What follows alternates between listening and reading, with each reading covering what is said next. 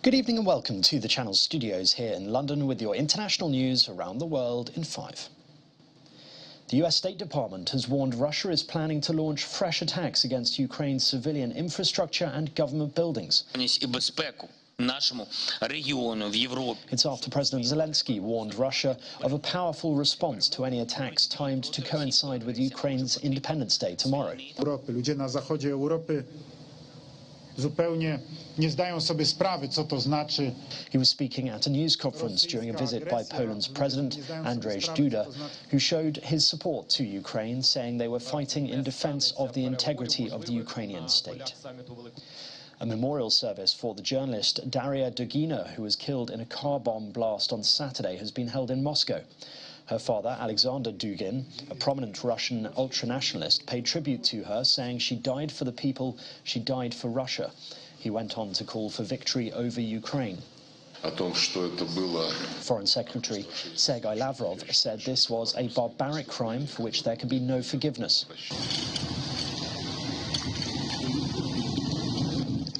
Ukrainian officials have ridiculed Russia's accusation that its special services were behind the killing, which saw her car blow up on the outskirts of Moscow. Malaysia's former Prime Minister Najib Razak has been sent to jail to begin serving a 12-year sentence after the top court rejected his appeal. Here seen greeting his supporters outside the court, the 69-year-old's charges relate to a corruption scandal involving state-owned wealth fund One Malaysia Development, Berhad. He was convicted in July 2020, but had been out on bail during the appeal. The court also denied Najib's request to delay his sentence. He has continued to deny any wrongdoing. The northern section of the grain silos damaged 2 years ago by a blast at the Beirut port have collapsed after warnings the structure was leaning too far to stay up.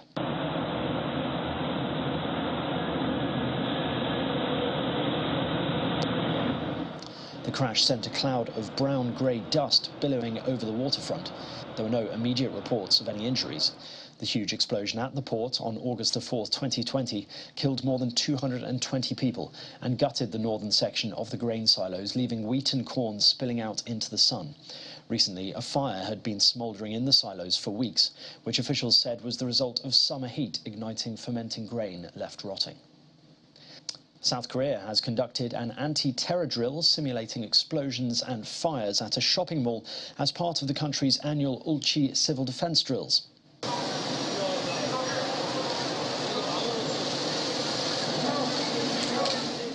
The Ulchi civil defense drills, which are held from August the 22nd to the 25th, aim to check the country's crisis management and emergency preparedness amid North Korea's recent missile threats.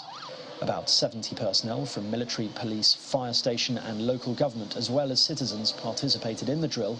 People were seen escaping from the shopping mall while firefighters scaled a building to rescue people inside and soldiers defused a mock bomb. Angola's presidential candidates have wrapped up a month-long campaign before the country heads to the polls on Wednesday. It is likely to be the tightest election since the first multi-party election in 1992. The MPLA, led by João Lourenço, since 2017 has governed Africa's second biggest oil producer since independence from Portugal in 1975. But long-time opposition party UNITA is stronger than ever, as anger grows at government failures to convert vast oil wealth into better living conditions. And finally, footage has emerged of the moment a super yacht completely sank into the Mediterranean Sea.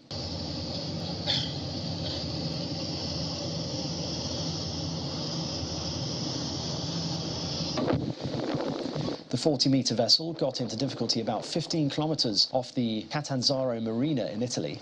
The Italian Coast Guard rescued all 9 people on board, 4 passengers and 5 crew, which was heading from Gallipoli to